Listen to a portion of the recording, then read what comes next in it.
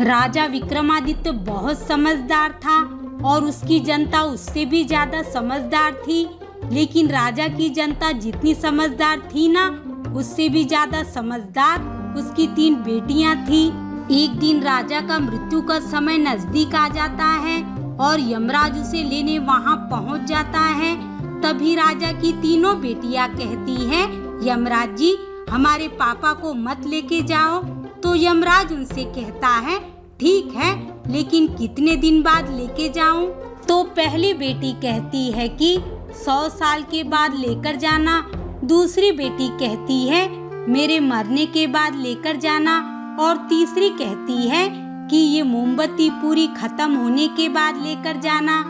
तो उन तीनों की बात मानकर यमराज वहाँ से चला जाता है। तो भाई थोड़ा सोचिए और हमें बताइए कि तीनों बेटियों में से सबसे ज्यादा समझदार कौन सी बेटी है, पहली, दूसरी या फिर तीसरी?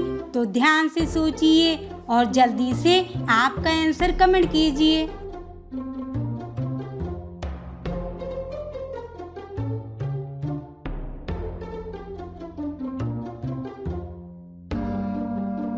चलिए इसका जवाब देखते हैं। तीनों में तीसरी बेटी सबसे ज्यादा समझदार है। अब आप कहोगे कि कैसे? तो देखिए भाई, ऐसे कि यमराज के जाते ही उसने मोमबत्ती बुझा दी, लेकिन उसने कहा था कि मोमबत्ती पूरी खत्म होने के बाद लेकर जाना। अब मोमबत्ती तो पूरी जली ही नहीं, तो खत्म कैसे होंगी? इसका मतलब अब यमराज कभी राजा को लेकर नहीं जाएगा। तो भाई बेटी की समझदारी के लिए वीडियो को 1 लाइक तो बनता है ना, तो जल्दी से वीडियो को लाइक कीजिए। तो चलिए देखते हैं अगली पहेली। अंकित एक बहुत अच्छा फोटोग्राफर है। वो हमेशा अच्छी फोटो खींचता था और उसे अपने फोटो खींचने पर बड़ा गुमान था। एक दिन अंकित एक फोटो कंपटीशन में भाग लेता है, लेकिन वो एक भी अच्छी फोटो क्लिक नहीं कर पाया। तो उसने गूगल पर से कुछ फोटो उठाई और उन्हें थोड़ा एडिट करके कंपटीशन के लिए भेज दिया। लेकिन वहाँ के जजेस का रिप्लाई आया कि ये फोटो फेक है। लेकिन कैसे? इस फोटो को देखकर वहाँ के जजेस को ये कैसे समझा कि ये फोटो फेक है? तो अच्छे से सोचिए और जल्दी से आपका आंसर कमेंट कीजिए।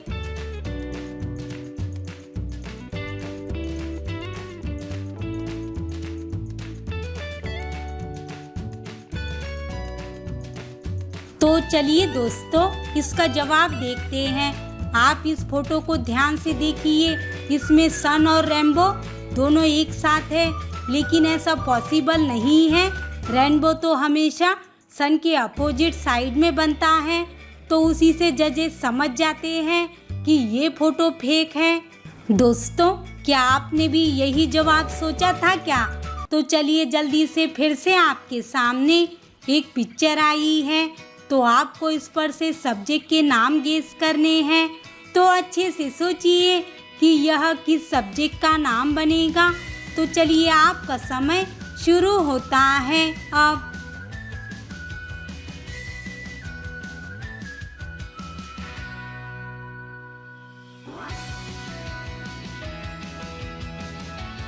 तो चलिए इसका जवाब देखते हैं और उस सब्जेक्ट का नाम बनेगा हिंदी। तो क्या आपने ये सही गेस किया था क्या? तो चलिए फिर से आपके सामने एक पिक्चर आई है। तो आपको बताना है कि यह किस सब्जेक्ट का नाम बनेगा। तो नाउ टाइम इज स्टार्ट।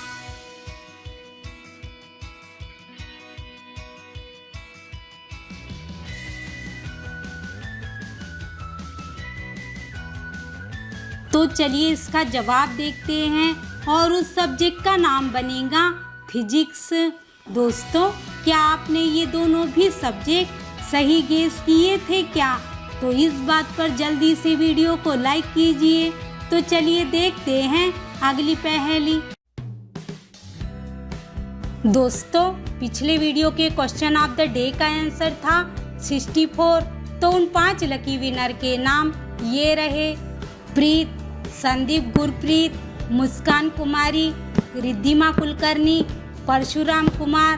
दोस्तों, आप पांचों को हमारी ओर से बहुत बहुत बधाई हो। तो ये रहा आज का क्वेश्चन ऑफ द डे। भारतीय संविधान को लिखने में कुल कितना समय लगा था? तो जल्दी से कमेंट करें। तो चलिए देखते हैं अगली पहेली। दोस्तों, आपके सामने एक पिक्चर आई है जिसमें आपको दो गलतियां ढूंढनी है। तो जरा अच्छे से देखिए कि वह दो गलतियां कहाँ पर छिपी हुई हैं। तो भाई जरा ढूंढो ढूंढो।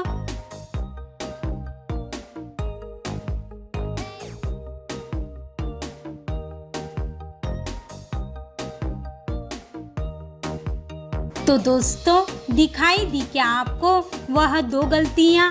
नहीं दिखाई दी? अरे यार, ये देखिए वह दो गलतियां कुछ इस प्रकार थी। दोस्तों, आपको इनमें से कौन सी पजल पसंद आई? तो वह हमें कमेंट करके जरूर बताइएगा। और ऐसी ही नई नई पजल देखने के लिए चैनल को सब्सक्राइब करना ना भूलिएगा।